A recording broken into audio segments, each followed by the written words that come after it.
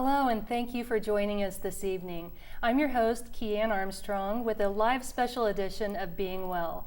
The topic we're discussing this evening is dementia and memory loss, and it affects a number of people all across the world.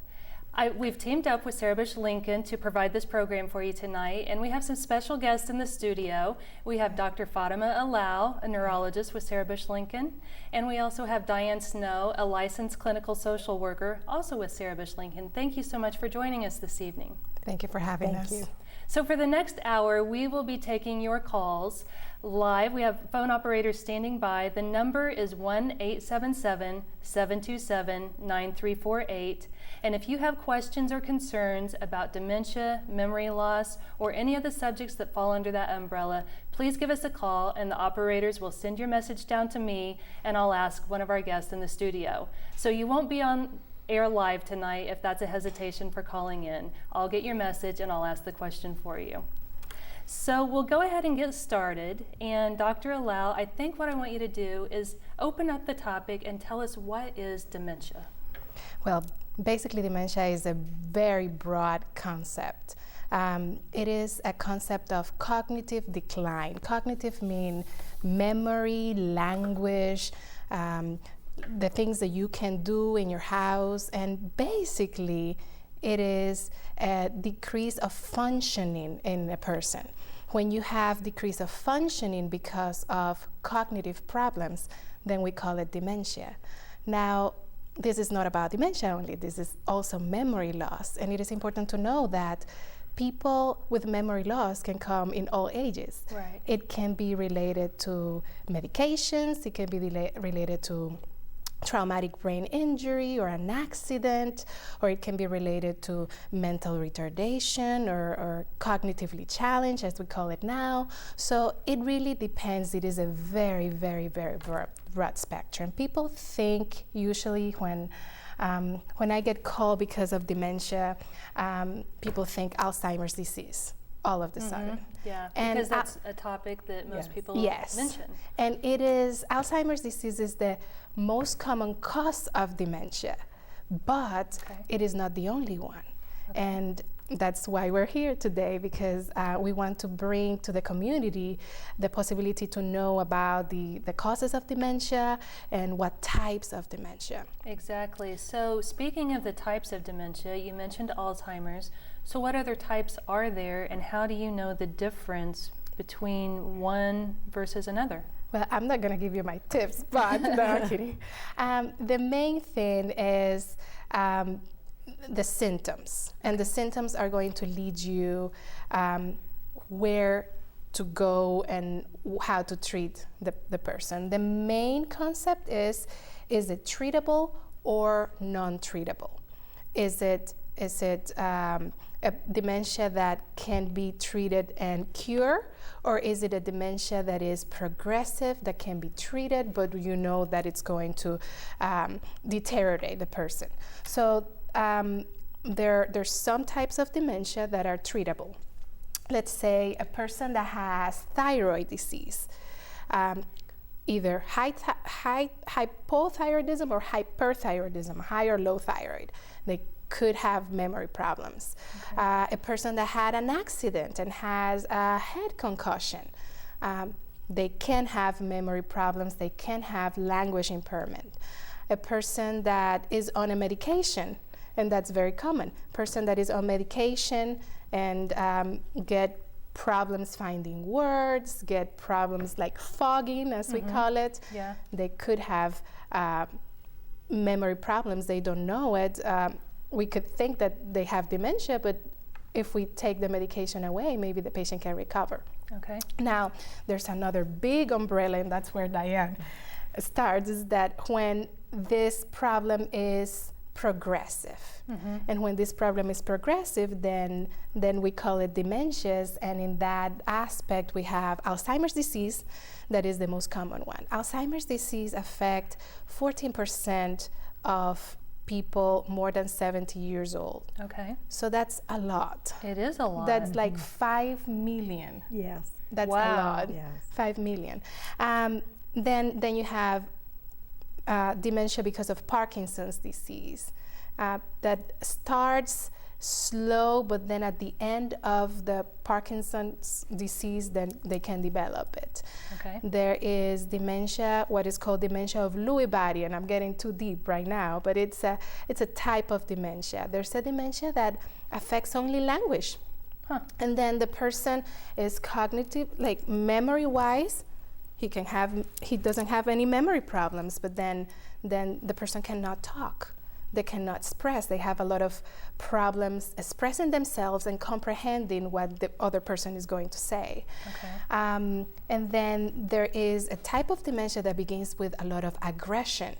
So you have a lot of aggression and agitation, and this person changed. My husband is not like that. My husband doesn't physically or verbally abuse me. Well, that's a condition that you should take care of. Okay. So Many times in working with families, it's important to go to your doctor and possibly get a referral to a neurologist to see what's causing the dementia. Correct. To see get a specific diagnosis so you know what the prognosis is and what type of treatment is possible. There are also a lot of ways families can cope and work with the family member, the loved one, in helping them to adapt and cope with their memory loss. And a lot of times, social workers get very involved in that kind of thing, helping the family cope, small changes you can make to help the person as this happens, yes. Okay. And those different things that you talk to people about, I'm sure changes with what you said as the dementia or memory loss progresses.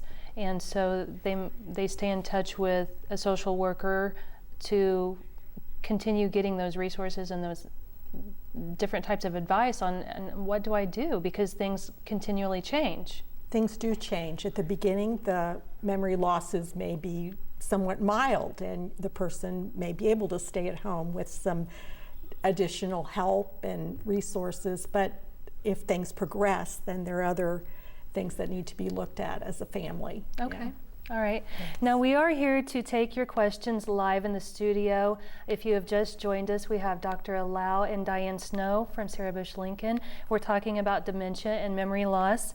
And if you are calling in, I'm asking your questions, and we do have a question here that I want to address. Karen from Charleston says she works at a salon and one of her clients has been repeating things over and over again within an hour. Should she say something to her or her family? What would you suggest?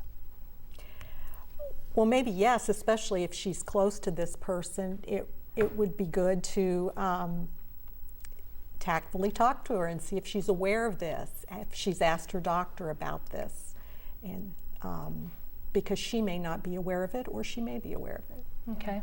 So it is good to bring it up to somebody in a tactful way, whether you're a family member or whether you're not, because you do care about these people. Whether you Correct. provide a service for them or whether they're part of your family or a loved one. Sure. Correct. And sometimes people are on denial and they do not want anybody to talk about it, or they know and they don't want to say it. So if, and I go a little bit further, if the person doesn't want to know about it, I will go to a family member or a person that is close to that client and express my feelings about it. Okay. All right. Thank you for that. And you talked about some signs or symptoms that come along with dementia, memory loss, and the various different types. Can we talk about the signs and symptoms a little bit? Yes. So the first thing is that it depends on the type of dementia and the type of memory loss that you have. But usually in people with concussions, you will have foggy brain, as we call it, when you cannot concentrate, you cannot focus on your job, you may have some kind of headache and may not be able to function as you normally do because you don't feel well, because and people say it, because this is not me. Right. So that will progressively get better if this is concussion. When we talk about dementia as the person has decreased function, this is a progression a disease that is going to progress. So the first thing that people usually notice is word finding difficulty. That comes in the 50s or 40s. The problem is here that I have word finding difficulty too. So I'm not demented as per now. Yeah. So how to manage, how to differentiate between my normal self and am I really getting into dementia?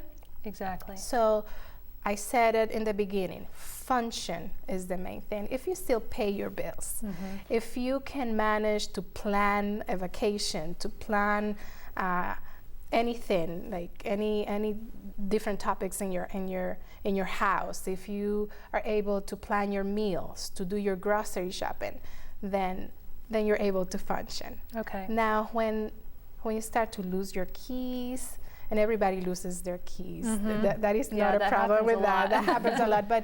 But when you start to lose your keys, and that's very common, and when you start to misplace objects and to be not safe, that is when you have to think about it. And not safe being, did you leave your car on? Did you leave the stove on? Did you leave your house wide open? So that's when you have to think about, is this affecting me? Okay. And in early stages or with just mild memory loss, often a person notices their finances are one of the first things that become just too difficult for them to manage, their mail, their finances. But that's something a family member can step in and help with, and maybe even take on to kind of relieve that stress from the person of managing their finances. Because that's one of the early things I noticed, that people even people who were very good at that in previous years just aren't able to do that anymore. Yes. Okay. Well, and since you mentioned that, we also have another question that came in. What happens if this person has no family or family close by? Then where do they turn? What do they do if these types of things are occurring?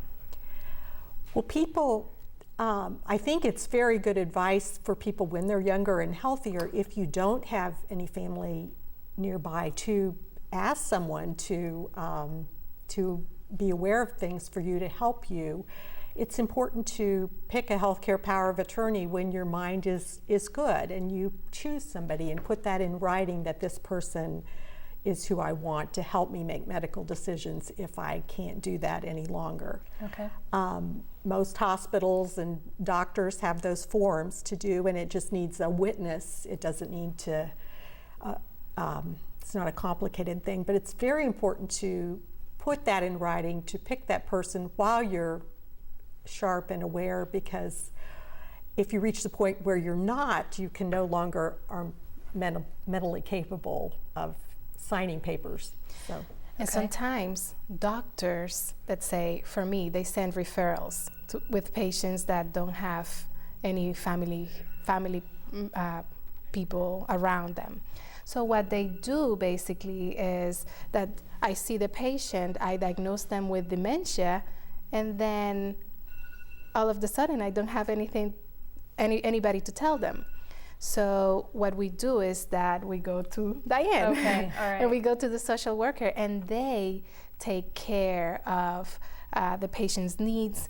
If the patient lives alone, of course, the patient needs to go to either assisted living or any kind of nursing home setting, but there is help for those kind of patients. All right. And that's why we're teamed together here, because this is a multidisciplinary approach that we have to give to those patients. Yeah, I can see where you can work together and it comes hand in hand, because it's the medical side and having to understand that, but then there's also the emotional and the caregiver side and the resources that are necessary. So I'm happy that we can bring this information to our viewers tonight and get this information out. We have another question from Mac from Mattoon. Why are there so many new facilities being built for folks with memory loss? Yes, great question. And it's basically a population issue. Now we have more medical attention. Now we have more people living longer. Okay. So before the age of, usually the estimated age of death was 65. Now it's 75, 73, and people are living longer.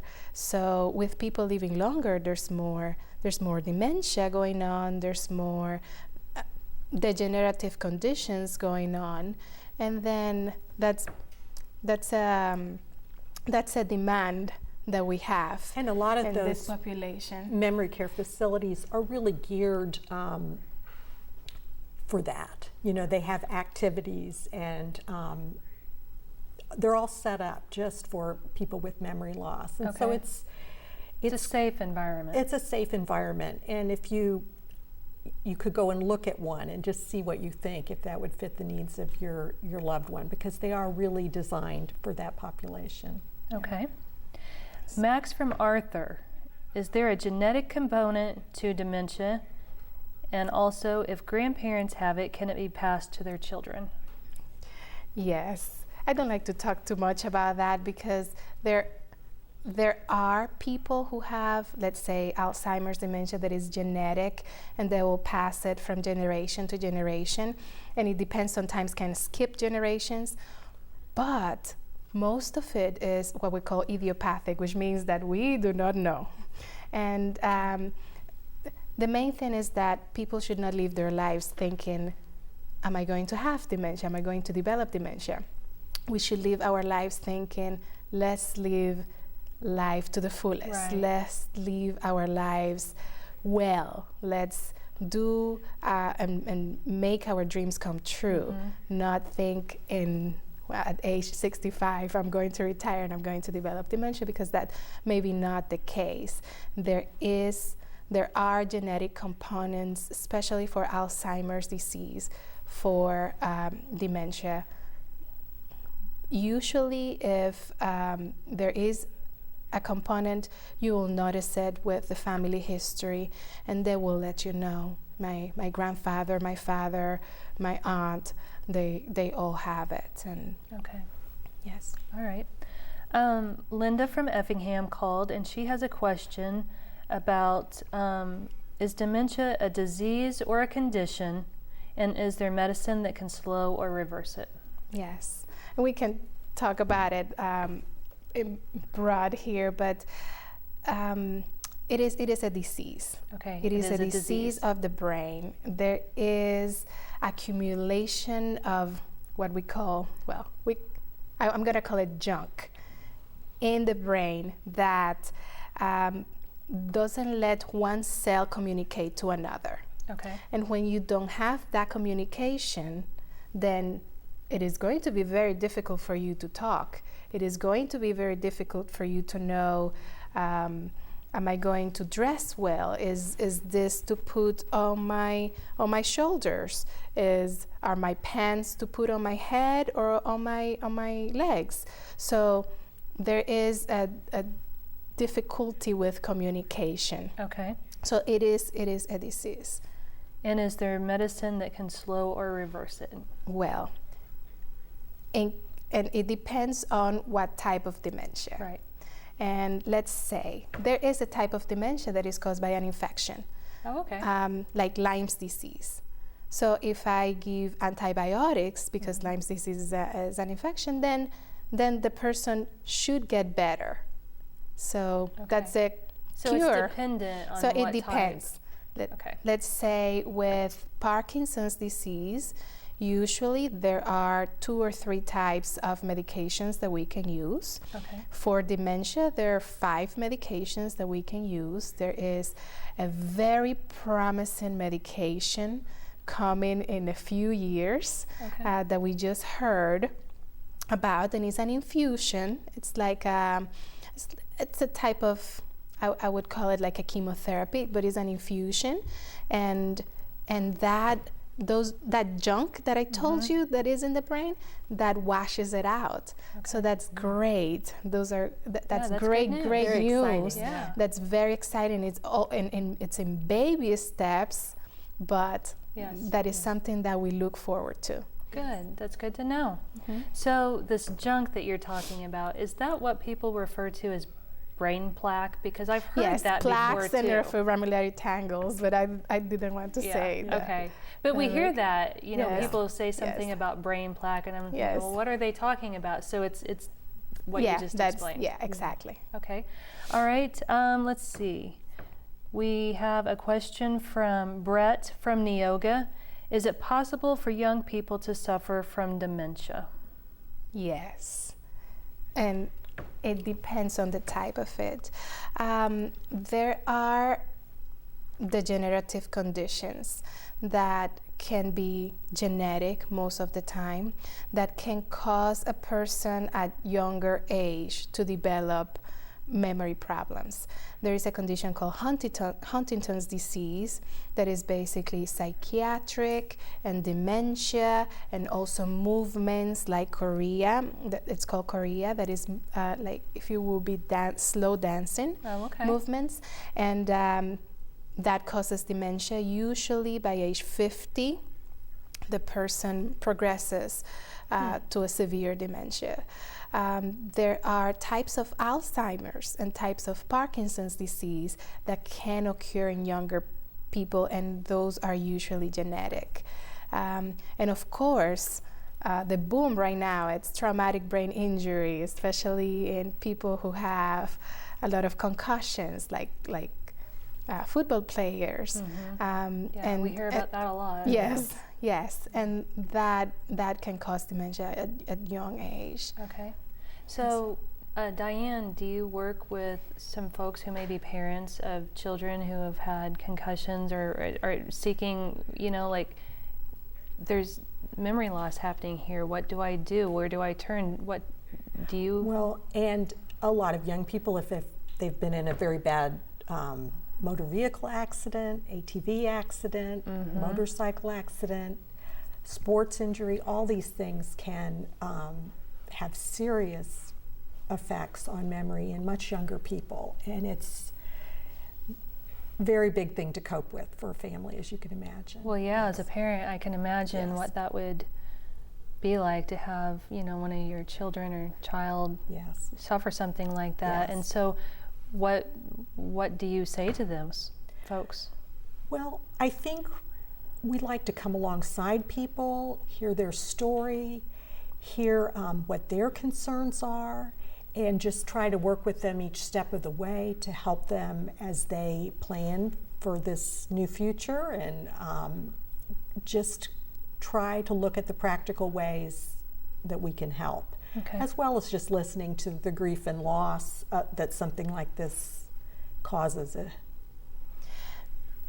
I would like to say about it, social services, I think it's the most beneficial part of this journey with these people. When you have a person that you need to take care of, and that cannot take care of him or herself, and cannot manage, it is really hard. I see that more than what I see the patient that I'm evaluating. People will go there and they would sob because they are desperate. And if there's something that we can gain from this talk, will be that there is a lot of hope, there is a lot of help that we can give, and you can contact your physician, you can contact your doctor, you can contact the hospital, you can contact the different nursing homes, because there's a lot of hope that we can help those people with. And I can tell you ideas about it. There was a patient that told me, my wife goes away. They're wandering in the house and outside the house, and he cannot sleep because of that. He's worried. Would you imagine sleeping, like trying to sleep 365 days of the year, and you're not able to sleep it's mentally because exhausting. Exactly. So and Diane, most likely you're going to talk about that later, there are methods that we can use, there are services that they can use, and that's very, very, very important. Caregiver support is so important. I mean, as you brought up, caring for a loved one in this situation, no matter what their age, it's life-changing, it's exhausting, it's emotional. There's a lot of grief and loss to see this loved one's life is changing so much and your relationship is changing. And so it's very important for that caregiver to have support, to have some time away, to have other people that can come alongside and help them get a break. Those things are very important for the caregivers. Absolutely. And that's what we're doing here this evening. We're bringing you information live from WEIU TV studio, and we're here with Dr. Fatima Allow and Diane Snow, a licensed clinical social worker, both from Sarah Bush Lincoln, and we've partnered up to talk about dementia and memory loss tonight. So please do call in with your questions. The number's at the bottom of your screen. And we have another question that has come in. This is Francis from Robinson. Wants to know if sundowning is a type of dementia. Well, sundowning is a sign or symptom of possible dementia. So for people that doesn't know what sundowning means is that I do very well in the morning and I am content and happy, and then as the sun goes down, I get very agitated and I don't sleep and I want to go out and I want to wander around. So that is basically sundowning. Sundowning occurs in the last stages of most of the dementia, but it also can be seen in people who have medication toxicity or medication problems, or it is seen in people who are in the hospital. Let's say, you'll say like, oh, the doctor wants to rush me out of the hospital, but actually people, our 90-year-old youngsters, they would stay in the hospital for 3 days, and then they'll have hallucinations. They'll think that people are imposters. They will think that there are bugs crawling from the walls. Oh gosh, that would have to be scary. That is very scary for them. Yeah. So because they are not in their environment, so they get kind of lost, and that is what is called delirium. That is a type of sundowning. But when a person has sundowning, yes, definitely should be checked with their doctors to see what is the cause of it, and it could be dementia. Okay.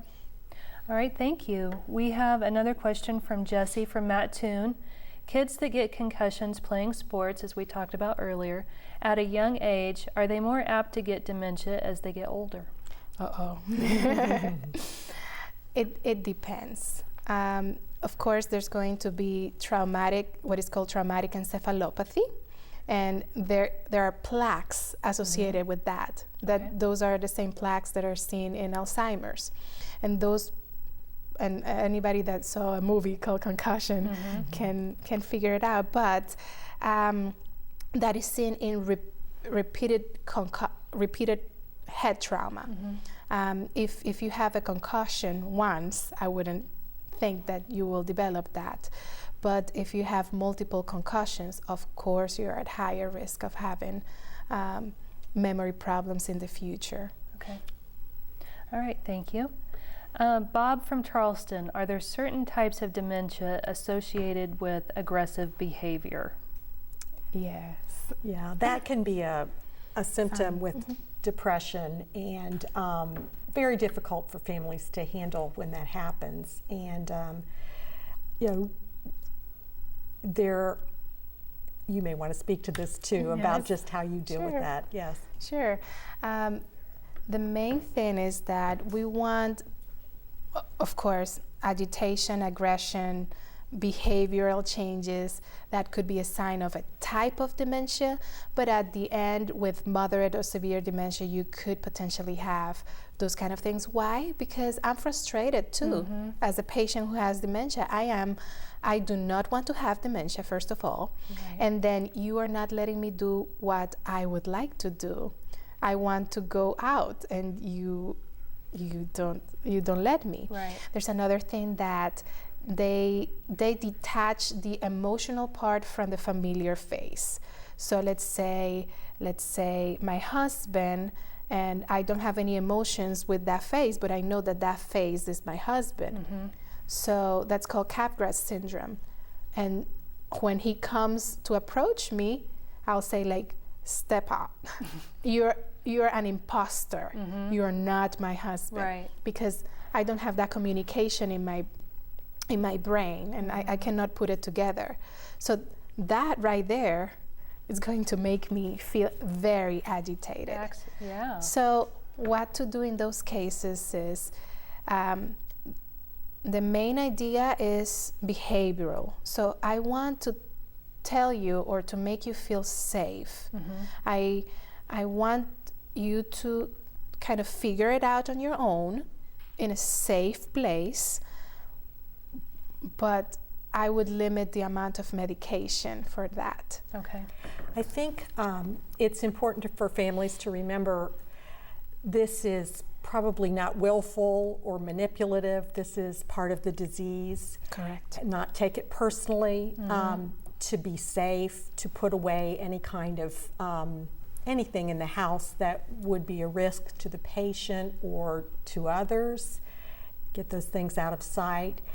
And sometimes there are small changes that could be made that help the person be less agitated, taking a nap at a certain time or maybe becoming more physically active in a certain time could help. Small changes could help, but just being calm with the person, not reacting back in a way that's going to just create more of a catastrophe. And put them on the defense. Yeah. Yes, confrontation is a no-no. Okay. And you can show them pictures of them together. You can talk about the past, the beautiful stories of the past. You can go for a walk if it is not very late at night, or try to let them be on a safe place. Okay. Sometimes we have to act like parents of the patients, and sometimes for kids we have a special corner in our house that we put stuffed animal or something comfortable, and the patients can go there Right. too. So create a comfort zone. Correct. Okay. And I think not challenging them, not arguing with them, kind of accepting what is important. Okay. You aren't going to be able to argue the person to see things the way you do. Just the calm environment, I think, is a very important point. Okay. Well, obviously there are folks out there struggling with the situation. And since you brought that up, I'm going to ask Wanda's question from Arcola. Are there support groups locally that help families or caretakers deal with their loved ones? Yes, there are. There are some churches and we have a large viewing area with this show, I realize, but there's some churches that are doing that kind of thing. There's some memory care centers that have support groups that are open not just to the families of people that live there, but to the public. So I would suggest calling the Council on Aging in your community or some of the memory care centers and seeing if they have that kind of program, because that is a great resource for caregivers. Okay, that's good to know. Thank you. We have a question from Sandra in Effingham. How is sleep affected with Alzheimer's or dementia? Yes. So as we talked about it, people with dementia may have a sleep disturbance. So they would sleep through the day and then at night they will be fully awake. Or they wouldn't sleep at all for 3 days and they will crash the Really? fourth or fifth day. Yeah, and they can be very agitated. Well, yeah, that would bring anybody into Yes. agitated Yeah. behavior if they Yes. couldn't sleep for 3 Absolutely. days. Yes, but talking about the possible causes of memory problem, one big cause that has been kind of research right now. It's called sleep apnea, and I'm sure people know it's when people snore or stop breathing during the night. Well, Right. when you stop breathing, your cells in the brain cannot function very well, and that is one thing that people should take care of, sleep apnea, and they should contact their doctors about that. But with the sleep, there are medications that can be given for people who have memory problems that are safe Okay. for sleep disturbance. All right. Thank you. John from Urbana has a question. What type of activities or behaviors increase the risk of Alzheimer's? Well, I cannot tell you the types of behaviors that can increase the risk. Some of them are alcohol, drug abuse.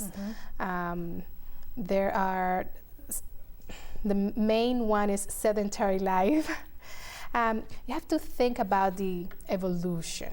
So we come as hunters, right? And we need to function and we need to be active. And if we are not active, if we are like this all the time, why should we think?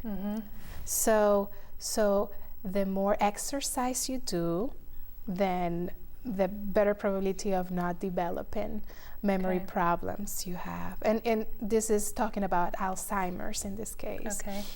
What about physical exercise versus, say, mental? Right, Very like important puzzles too. and different things like that. Yes. Knowing a language, it's important, or another language. Reading, very important too. Trying to do puzzles, trying to do learning new things is the key. So become a lifelong learner, and that will Correct. benefit you. Yes. Okay. All right. Now, we talked earlier about what dementia is, signs and symptoms. Go to your primary care doctor to start the process. And then there are treatments, there's prognosis. What's the steps of going from your regular doctor to them knowing whether to send you on to a specialist? Where does that decision come into play? How do they evaluate? Well, it depends on what stage of dementia you are. Okay. And there's several stages, and we can put them mild, moderate, and severe, and I'm just going to talk a little bit about them. With mild, you just have word-finding difficulty. Maybe you cannot do math very well as you used to before. Maybe your bills, you can pay them all except for one, and you cannot remember familiar faces. Okay. So that we're going to divide it in two, on the people that know that they're doing this, the people that don't know they're doing this. So when you know you're doing this, you should ask for help, because again, this could be something that could be treatable. Exactly. And if it is not treatable, if you in fact have Alzheimer's disease, then you need to make a plan for your life. You can enjoy your life even though if you have Alzheimer's. Okay. So that's one thing. The other thing is when you have moderate dementia, then maybe you're not a little bit aware of it. You start not to function in the house. You cannot cook anymore. You cannot fold the clothes because you may not fold them the way they're supposed to be. You cannot do grocery shopping, and that's when agitation may come. That's when you may feel insecure. That's when depression may come in hand, and then the severe form of dementia is when you don't really know what's going on. You are basically not aware of your surroundings, and that would progress to a state in which people usually cannot eat because they forget of how to eat. They forget how to walk. They forget how to put their clothes on, how to have personal hygiene, and then they'll go to a vegetative state. Okay. Usually they don't. Most of the people don't get to that stage. Okay. Because In the early stages, there are a lot of wonderful programs in our community to help seniors. And most people really want to stay in their own home as long as possible. There's some wonderful programs like Peace Meals, where a volunteer brings you a hot meal to your house every day. That's in all the surrounding area, in 14 counties, I believe. These kind of supports can be put in place in the early stages to help your loved ones stay at home. There are other programs that help with chore housekeeping and transportation. Some of those are free if you qualify financially, and some of them are paid if you don't qualify financially. These are a real good resource, especially if people have family out of town and don't have somebody close by to help them with those things. But caregivers to help, Peace Meals, having a lifeline or a life alert, these are all things in the early stages that can really help a person have a good quality of life and stay at home. Okay. Now, when does a caregiver know when to make that call about talking to that individual? I'm not so sure you can stay at home by yourself anymore, or what's the steps of talking through that and knowing when to make that decision? That's a very hard conversation, And, I think if there are several family members, you can talk with each other and kind of see if you agree on the timing, and talk to the person together. A lot of times people need the doctor to tell them you can no longer live at home, you shouldn't be driving. Sometimes people will take that from a doctor better than from their son or daughter. Right, like when do I take the keys from, because they can't drive safely anymore. So I imagine it comes down to a matter of safety. Correct. But Diane said something in the beginning of the program that is, I think, one of the most important things here, and it's advanced directives. Okay. Even if you do not have dementia, once you get from this program, you have to do your advanced directives. You have to tell someone that you know or put it in paper. Listen, if something happens to me, I want this and this and this to happen. If I develop dementia, I would like to go to a nursing home. I would like to go to this nursing home, and this is my plan for that situation. Okay. So it's good to have a plan, because otherwise you're leaving those decisions up to somebody who is unsure whether that's really what you would want. Exactly. That puts a lot of burden on the caregiver, like emotional burden, because I would like to do what is the best for my mother, for my father, but I truly don't know what they would like to. Okay. This is the time to talk. And it's difficult to talk about. But it's really something everybody should do, because no one really knows what can happen tomorrow. Correct. And all right, well, then we need to start making those plans and start making sure that we have our caregivers knowing what we want for our future in case anything should happen. And it does take a real burden off of the child or the loved one, that they are following through on your wishes, not deciding these things on their own. Okay, and as you mentioned earlier, there are support groups and different places to turn for help and resources, so they're not alone. Exactly. And that's one thing that we want to make sure that folks know, is that that's why we're bringing this information to you tonight. And we've had calls from all over the viewing area. So you're not alone out there, and we hope that we're bringing you good information. Once again, we're taking calls live here at WEIU. We're talking about dementia and memory loss, and the number is at the bottom of your screen, so give us a call. We have another question here. If you have had a round of shock treatments for depression and anxiety, can that bring on loss of memory?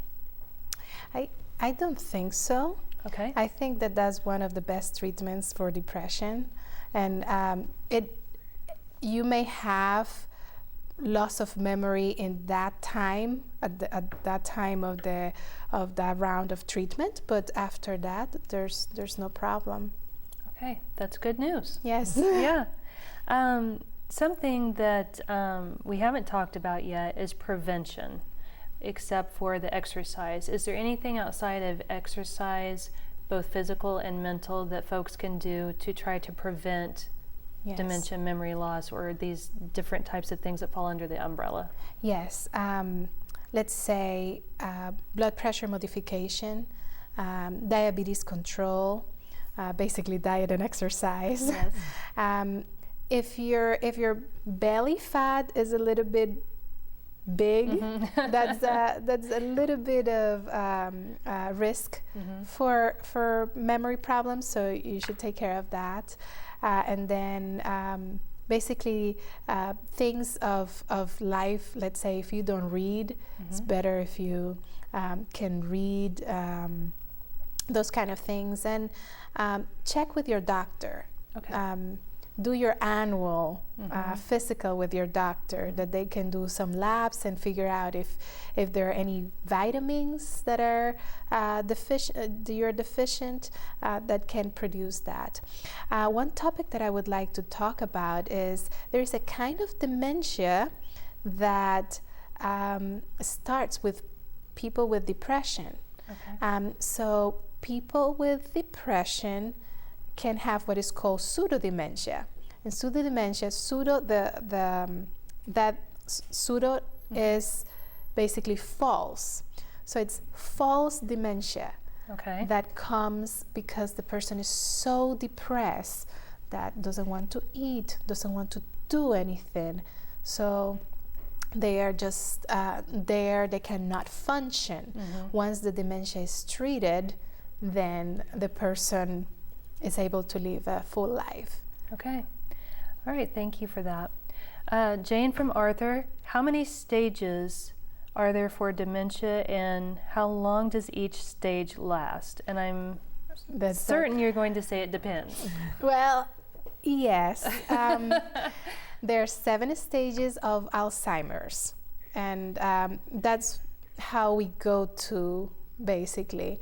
Number 1 is normal, but you have the gene, and then 2 is like, oh, I have word finding difficulty, but maybe.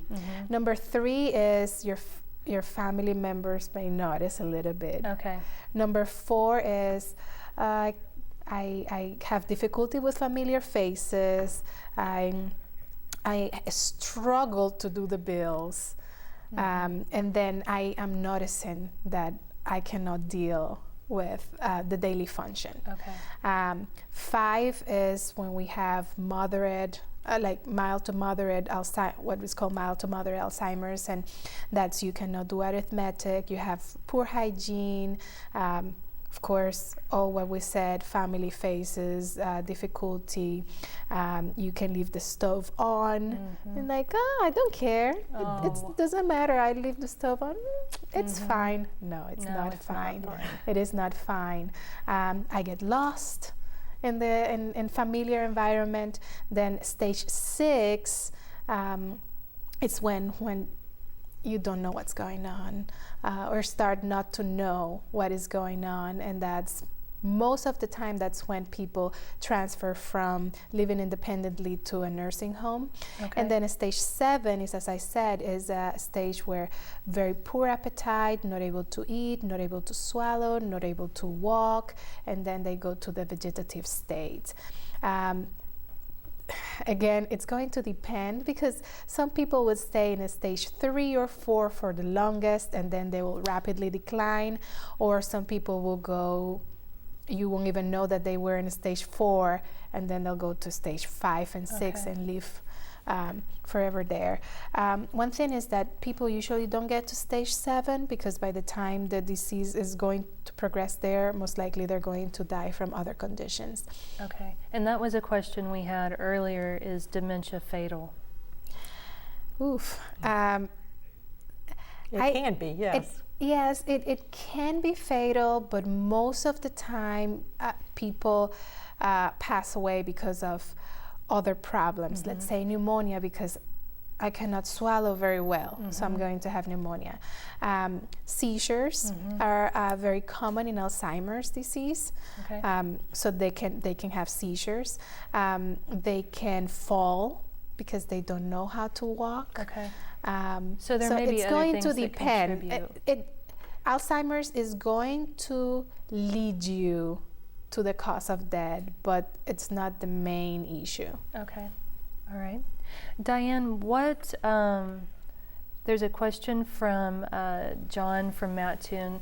What different types of items are available to help keep his parent safe in the home if they're concerned about them wandering? What types of things are available? Well, having a bracelet on you at all times, I think, is important if you're an older person and that's a risk, that identifies who you are and where you live and who to contact, that kind of thing, any health conditions. There are different types of life alert systems that you can push a button if you're in trouble, that even if you're not in your home, will let somebody know where you are. Those things are important. If they're both really seriously ill, someone may need to be there with them. You get to a question of, are they safe there by themselves, or do they need people staying with them? Okay. And sometimes little bells also, and there are doorknobs that have an alarm that they can use.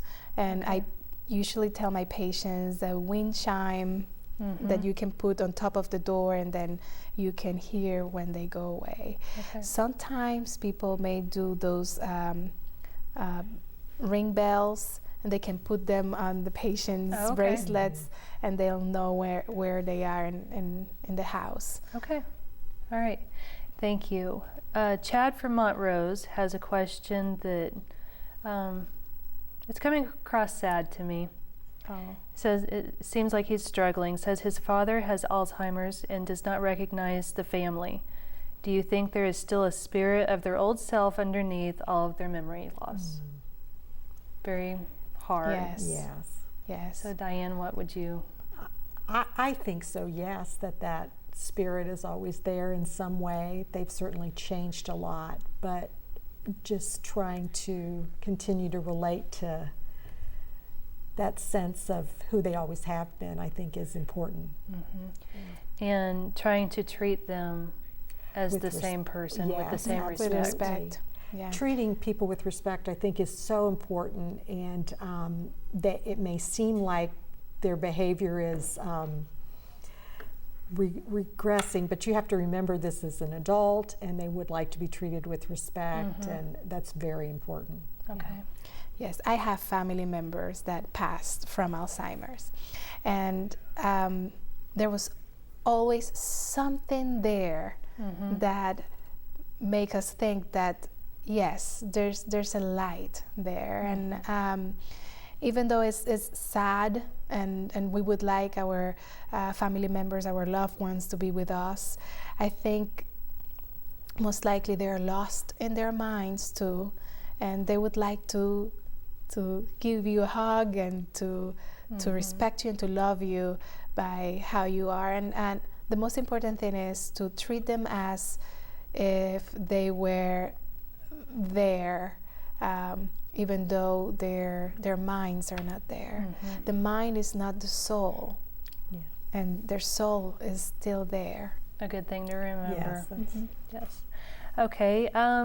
We have, I'm not sure I'm going to say this correctly, but I'm going to try. We have a question from a viewer that would like you to explain homocysteine. Yes. Okay, did I say it right? Yeah, homocysteine. Okay. Can you explain that, please? So homocysteine is a substance, and it's related to B12, and I don't know if that's the what they want me to say.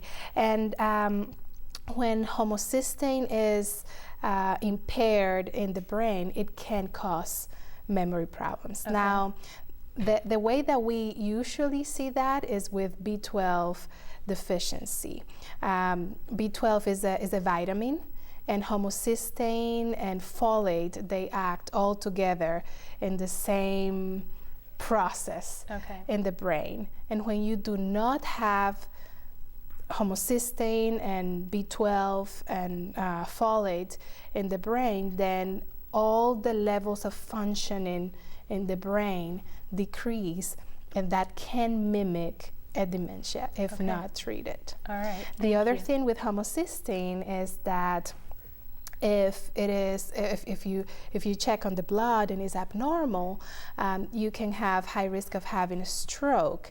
And if you have high risk of having a stroke, then you can have high risk of having vascular dementia. That is a type of memory problem. Okay.